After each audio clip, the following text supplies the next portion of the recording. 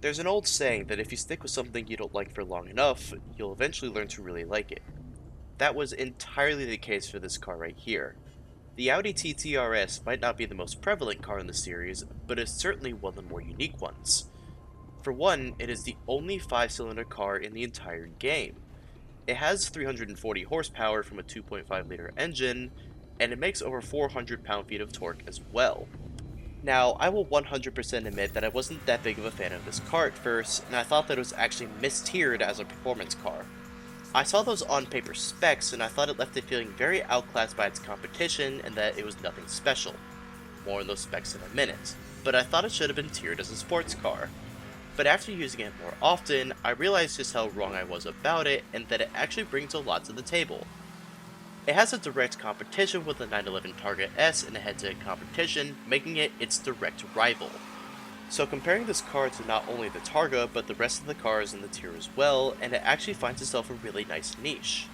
It has a listed top speed of 155 miles an hour, but that's actually incorrect. It's actually about 174 miles an hour, which puts it to about the middle of the tier. Now on paper, it seems like the Targa seems pretty well stacked against it. It has a higher top speed and faster acceleration, making it seemingly the better car on paper. But I think the TT has a distinct advantage. The TT is front-engined, while the Targa is rear-engined. This is important because I think that the TT is the better car for drifting. It's able to hold its speed through corners a lot faster and more efficiently than the Targa. It's also worth noting that just because the Targa has the better specs on paper, doesn't mean that it's the better car in general. The TT 7th gear for whatever reason is much longer than the Targa's, and I've been able to get the TT up to about 204 miles an hour with nitrous. It's hard to distinguish what the TT's true top speed can be just because it doesn't have easy access to the turbo. The turbo is accessible through super tier events and above, so unless you're able to use the TT in online events where the turbo is readily available, it unfortunately has zero access to it. But no one really plays this game much online anymore, and even less so in the performance tier. I think it's pretty fun to speculate though that if it did have access to the turbo, it could hit speeds up to 208 miles an hour. And I can say with pretty strong confidence that even if it didn't have access to this, it still would have the highest top speed in the tier. I've gotten most other cars in this tier, including the Targa, up to 198 or 201 miles an hour. Now, 4 to 6 miles an hour might not seem like that big of a difference, but it can absolutely be a game changer on highways, especially when paired with draft. As I've mentioned before, the TT has access to all-wheel drive, which in comparison to its competition like the 8C and the Challenger, gives it a very distinct advantage when cornering and drifting, just because, like I said before, it's able to maintain its speed a lot better through corners and be able to take corners faster because of it. I don't know if I want to say that this is the best car in the tier right off the bat though. I have heard tales and whispers that the Maserati Gran Turismo is the best car, but back whenever I played this game more often online, I've been able to beat those Gran Turismo players using the TT just from how experienced I am with it. So whether or not the Gran Turismo is the best car in the tier or not, I'm not 100% sure. So anyone who can vouch for the Gran Turismo, let me know in the comments.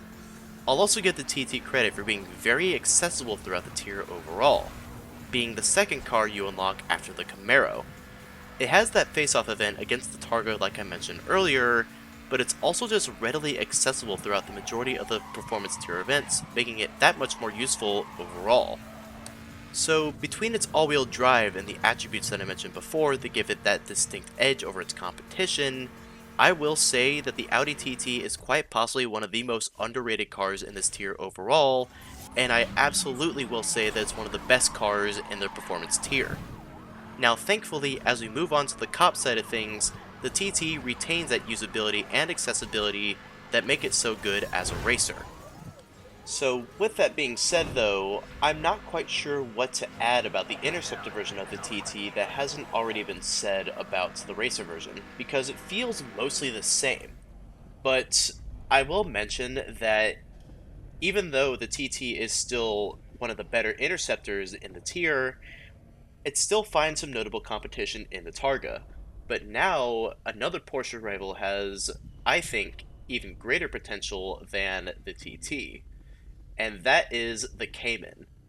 Maybe it's just from my personal driving style and my preferences when it comes to these interceptors, but even though the Cayman lacks the all-wheel drive that the TT and the Targa offer, it feels a lot more nimble and agile, and that snappier steering will definitely help it more, especially in rapid responses. Now, I will stand that the TT is a great car when it comes to rapid responses, but it doesn't feel quite as responsive as the Cayman does. However, I will still stand by the facts that the TT is probably the best car in the Highway Patrol unit for overall ability, but I have to take each car's abilities into consideration.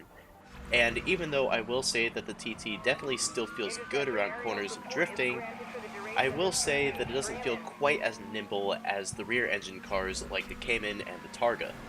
Unfortunately, I also have to knock points off the TT just because I can't help but feel like it's outpaced in acceleration by the Targa, and I feel like part of that has to do with its weight. I know weight isn't mentioned too terribly much in this game except for the in-game descriptions, but I think EA is smart enough to interpret each car's weight and adjust its handling acceleration physics accordingly.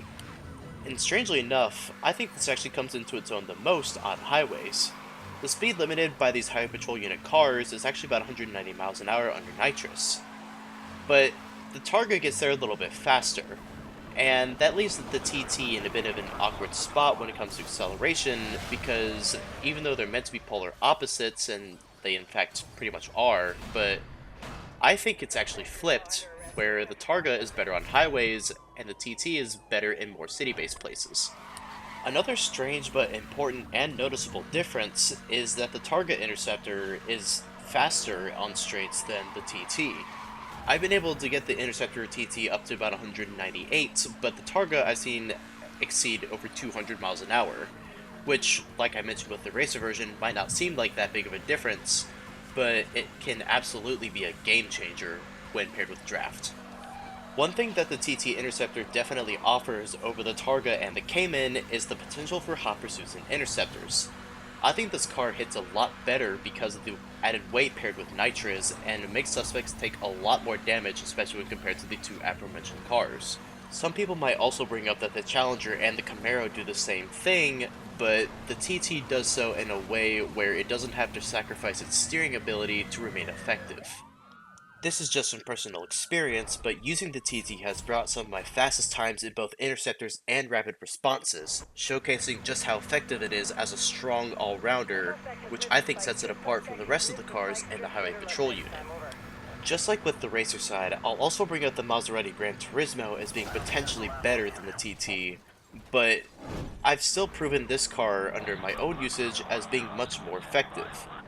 So overall, even though the TT Interceptor has its flaws compared to its main competitors, it still manages to find itself as being one of the best cars in the tier overall.